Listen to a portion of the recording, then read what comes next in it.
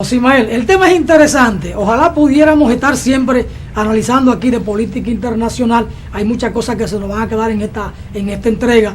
Lo cierto es una cosa: hay una ofensiva mediática contra los gobiernos progresistas, democráticos o surgidos de esa presión del pueblo, pero no habrá esa ofensiva mediática contra la derecha, porque la derecha controla todo el poder mediático. Gracias, José Ismael, por estar con nosotros en esta parte, con este enfoque de política internacional, pasando a revista lo que pasa. Se nos queda Corea, se nos queda el referendo de Bolivia, se nos quedan otras cosas, pero algo debe quedarse.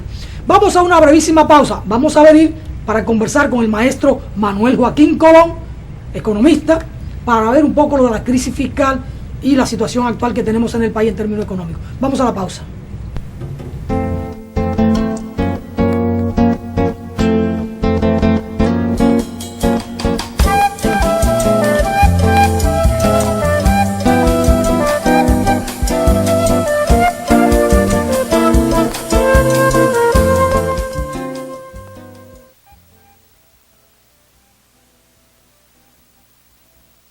Cuando usted vaya a comprar o vender una casa, un apartamento o un solar, piense en Felga S.A., una compañía de bienes raíces con criterio muy profesional.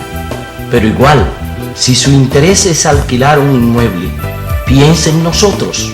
Felga S.A. está ubicada en la calle Ramón Santana, esquina Máximo Gómez, en la zona universitaria, con los teléfonos 809-682-7202, 809-688-5593. Recuerde que para comprar o vender o alquilar su casa, piense en Felga S.A.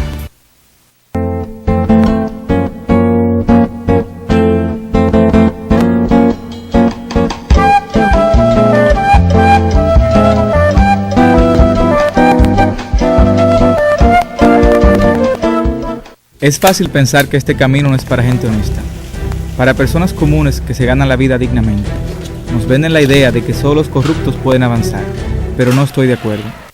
Como ciudadano y trabajador, estoy convencido de que en Santo Domingo Este, Boca Chica, Guerra y el resto del país podemos construir una propuesta política diferente y exitosa, que llegue al Congreso para representar dignamente los intereses de la ciudadanía.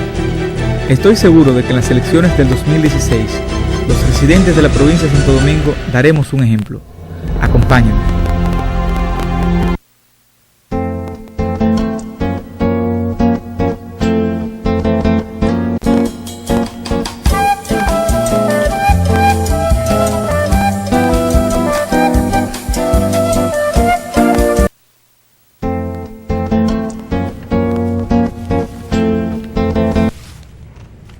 Seguimos aquí en su espacio Voz para el Cambio. Alfonso Torres ya conversando con ustedes y para ustedes.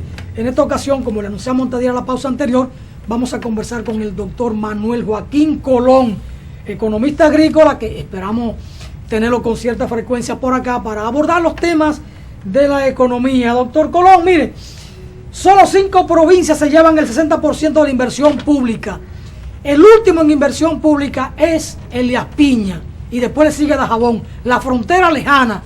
Así no es posible hablar de desarrollo en el país. Un titular que comentábamos en el día de ayer: 9 de cada 10 nuevas empresas quiebran. No es sostenible aquí la inversión de esas pequeñas y medianas empresas con el costo de la energía eléctrica, los costos laborales, etcétera, etcétera. Un titular: emprender, el llamado emprendedurismo de hoy. Única solución ante la falta de creación de empleos. Es decir, la gente tiene que buscársela, o vender caña, o vender coco, o poner una cafetería, o ingeniársela para el llamado emprendedurismo. Don Manuel Colón, ¿se puede hablar de desarrollo con esta perspectiva que le planteo? 9 de cada 10 nuevas empresas van a la quiebra antes de un año. No hay inversión en la frontera. 5 provincias del país se llevan la mayor parte de la inversión. Y el tema del emprendedurismo. ¿Es posible hablar de desarrollo con ese enfoque político? Ante todo... ¿O se la puse muy difícil? No es difícil, sino que la realidad está ahí. Ante todo, yo quisiera saludar a la mujer en su día internacional y sobre todo ojalá que la mujer a nivel mundial puedan superar una buena parte de las dificultades que las afectan, sobre todo en las políticas gubernamentales, que en la mayoría de los países no la tienen muy en cuenta. Adelante, mujeres. Lo que usted señala con relación a la asimetría del desarrollo provincial es típico de la República Dominicana.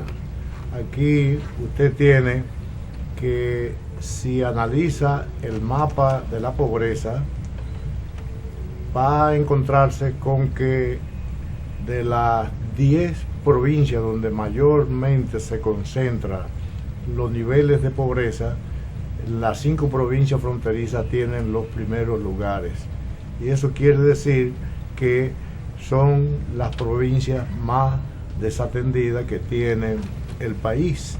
Elías Piña, por ejemplo, ocupa los primeros lugares o el primer lugar en nivel de pobreza, seguida por las otras provincias fronterizas, y me parece que después ocupa un lugar preponderante Monte Plata.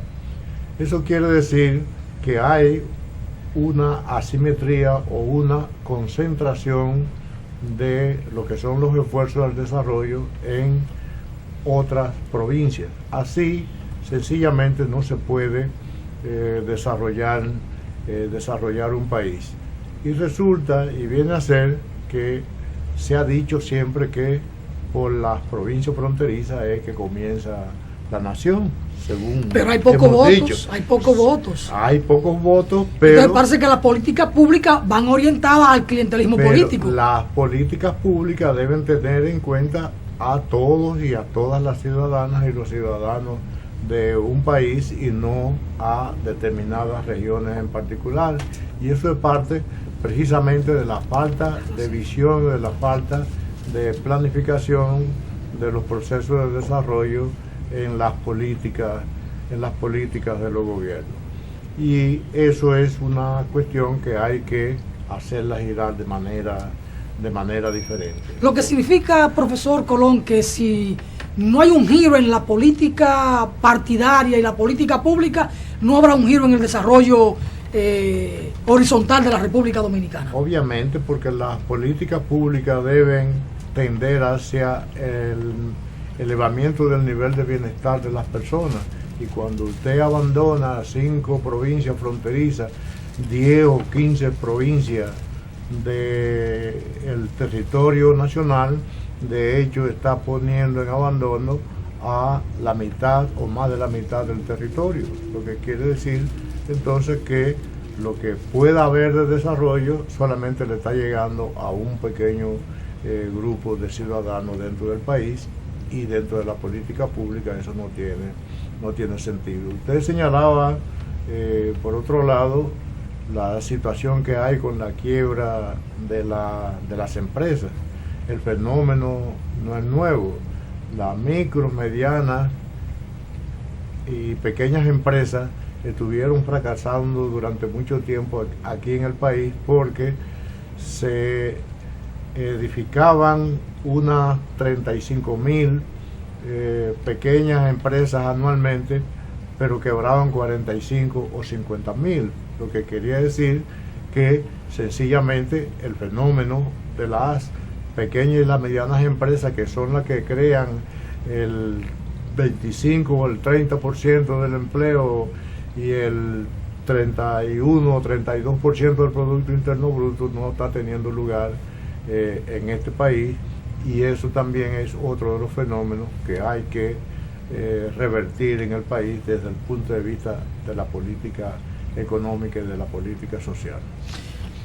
Profesor, hay un tema que lo voy a plantear con 2 preguntas. El presidente de la República, cuando asumió el gobierno en agosto del 2012, dijo al país en la Asamblea Nacional que había recibido un déficit fiscal de cerca de 203.000 millones de pesos. Esto creó un revuelo y planteó muchas inquietudes en la opinión pública. Corrupción, se lo robaron, mucha deuda. ¿Qué pasó con todo esto? Hay quienes pensaron que él iba a actuar en consecuencia.